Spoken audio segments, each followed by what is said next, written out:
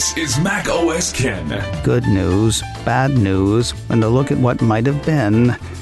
It is Wednesday, the 4th of January, 2023. I'm Ken Ray, and this is news from Mac OS Ken, brought to you by yours truly and sponsored by Notion. Get organized now with a free account at notion.com/macosken. This show is also supported by people like you, patrons through Patreon. Find out more and add your support at patreon.com/macosken. Let's start with some good news. A piece from Bloomberg says Foxconn's iPhone City plant in Zhengzhou, China, is already back at about 90% shipping capacity. Given the zero-COVID fiasco that hindered iPhone 14 Pro and Pro Max production and likely cratered iPhone sales in the December quarter, this is good news for Apple and its customers, assuming it's accurate. Bloomberg cites a report from the official Henan Daily saying the plant is staffed back up to roughly 200,000 workers. The piece says that is about the normal staffing level based on previous reports. They still missed Christmas, which stinks, but there should be plenty of top-level iPhones available for the Lunar New Year season. And of course, rumor has COVID running rampant in China. Some have questioned whether consumers there will spend through an apparent COVID surge or hold on to what they have.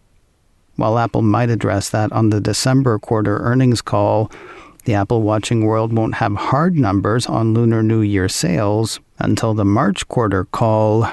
That likely won't hit until late April or early May. The bad news for the day may not be actual news, though it was presented by a financial news site. Nikkei Asia ran a piece Tuesday. The first two paragraphs I'll relay to you now. China's tech supply chain is heading into the new year facing the twin challenges of slumping demand and staffing chaos caused by Beijing's about U-turn on COVID controls.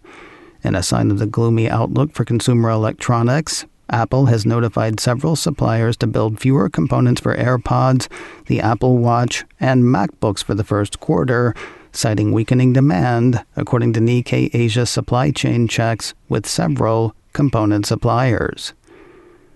Red alarm. Red alarm. The piece had an unnamed manager at an Apple supplier saying, Apple has alerted us to lower orders for almost all product lines actually since the quarter ending December, partly because the demand is not that strong. The supply chain in China is still trying to cope with the latest abrupt policy turns, which brought a shortage of laborers because of the sharp COVID surges. Hey, maybe they should read Bloomberg. There are a few sensible reasons to question the Nikkei report. A commenter on Apple Insider said, that report is faulty given AirPods, Watch, and MacBook have completely different supply chains, so one anonymous supply chain manager in China would not have that information. Philip Elmer DeWitt at Apple 3.0 was more pointedly critical of Nikkei specifically, quoting his take, this outlying report of not that strong demand coming from a single unnamed source and a news outlet with a history of late-in-the-quarter Apple bashing seems to have been taken as gospel by the news desks at Seeking Alpha and by the street.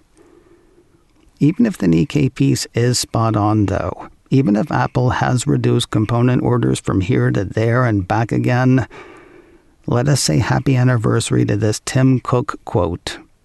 When questioned about component orders for iPhone 5, it was 10 years ago this month that Apple CEO said, I'd stress that even if a particular data point were factual, it would be impossible to interpret for our overall business. Yields can vary. Supplier performance can vary. There's an inordinately long list of things that would make any single data point not a great proxy for what's going on.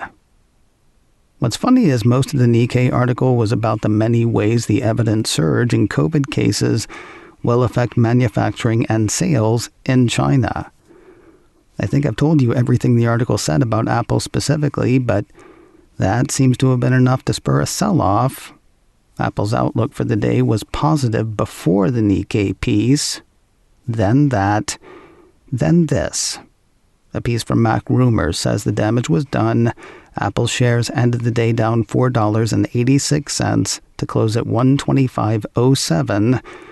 That sent the company's market valuation just below $2 trillion on Tuesday. That is the first time it's been below $2 trillion since June of 2021. It was close to $3 trillion this time last year, according to the report. As for where it is now, when I say just below, I do mean just. Tuesday afternoon, a Yahoo Finance chart showed the market valuation for ticker symbol AAPL at $1.99 trillion. For a look at what might have been, we turn the calendar back to November. That is when JP Morgan analyst Samik Chatterjee says iPhone grabbed 69% of the smartphone market in the U.S. Apple 3.0 ran part of the note he wrote, wherein the analyst indicated that that percentage is actually on par for Apple for that time of year. For the iPhone 13 cycle, Chatterjee says iPhone share was 67%, while the iPhone 12 cycle saw iPhone's market share at the same 69%, seen this past November. I say this news hints at what might have been. We had only started to see iPhone 14 Pro and Pro Max weights lengthen as November rolled on. According to Chatterjee's note, due to the supply issues relative to the Pro models, the share of base iPhone 14 in the mix increased to 20% versus 17% in October, while that for the Pro models combined declined to 34% versus 38% in October. It seems obvious that Apple would have sold more Pro phones had it had more Pro phones to sell. That is the what might have been part. It'll be interesting to see what percentage of the U.S. smartphone market Chatterjee and company track for the iPhone for December. Will people have chosen a phone from another manufacturer? Will they have traded down the iPhone line? Or will they have skipped smartphones entirely, unable to get a Pro phone to call their own? Yeah, maybe we'll find out in a month. In the meantime, Chatterjee has an overweight rating on Apple shares. He set JP Morgan's price target on the shares at $190. More news in a moment, but first a word from today's sponsor, Notion, a great tool for you in the new year. Are you a New Year's resolution person? It can be tough. First of the year hits and you got tons of drive, but no real plan and no real tools to help you along. Then along comes Notion. Notion can help you start your year off strong, letting you tidy up your tools, stay organized, and move seamlessly between your work and personal to-dos. Whether you're starting a new gym routine, organizing a trip with friends, or even planning your company goals, Notion is a flexible, collaborative workspace that helps you make meaningful progress in every part of your life. Get started in seconds by choosing from thousands of templates for every task and make it your own, from to-do lists to OKR trackers, and so much more. Notion lets you build the exact system you want so you can work the way you work best. I found Notion to be intuitive and a great tool for collaborating with others. But find out for yourself. Start your year off right and get organized now with a free Notion account at notion.com/macOSKen.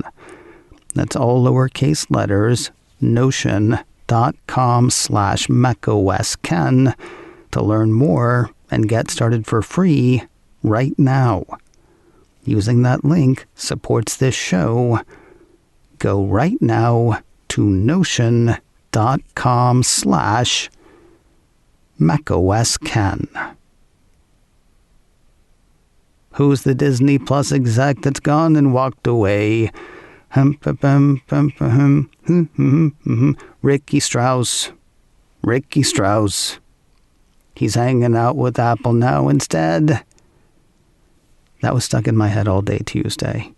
And now it's stuck in yours. You're welcome. In case you didn't get it from the song, a Disney Plus exec has traded in his Mouska ears for an Apple lanyard. 9 to 5 Mac says Ricky Strauss. Ricky Strauss, formerly president of marketing at Disney Plus, is the new head of marketing for Apple TV Plus. The piece says the appointment follows the departure of prior marketing head Chris Van Amberg in September. Forever, let us hold the Strauss banner high. Next generation Qi charging technology may seem pretty standard to Apple users. Mac Rumors says the Cupertino company is working with the Wireless Power Consortium, or WPC, to make MagSafe a big part of Qi 2.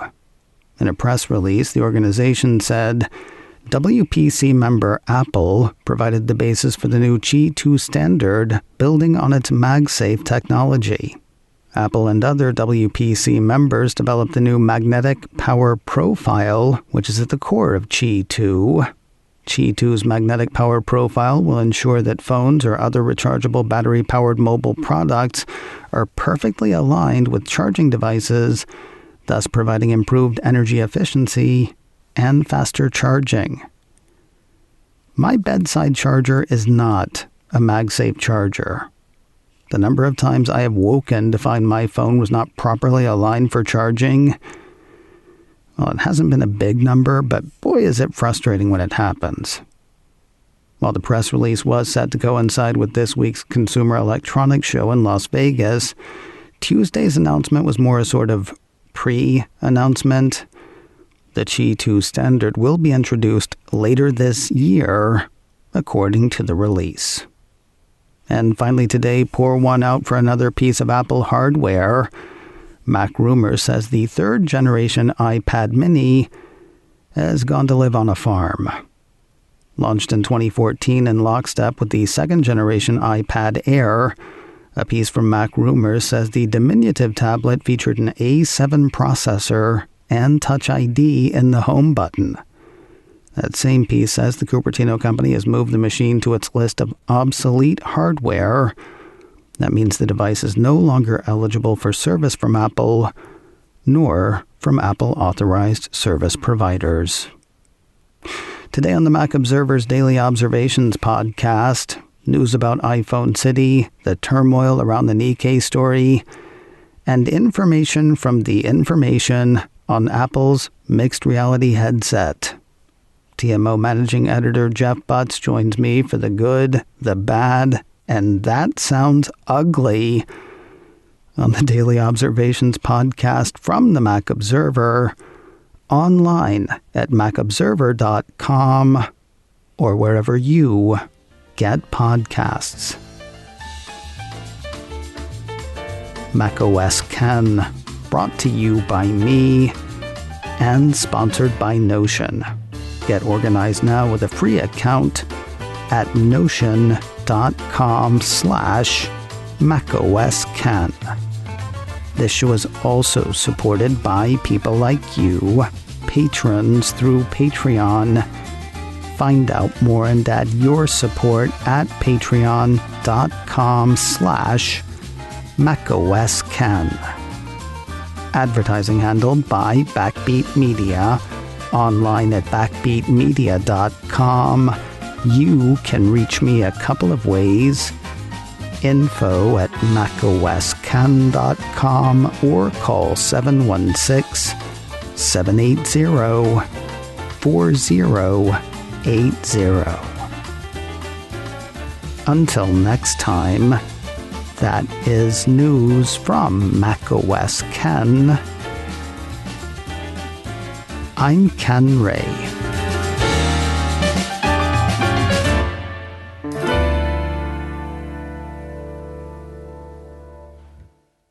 Ciao.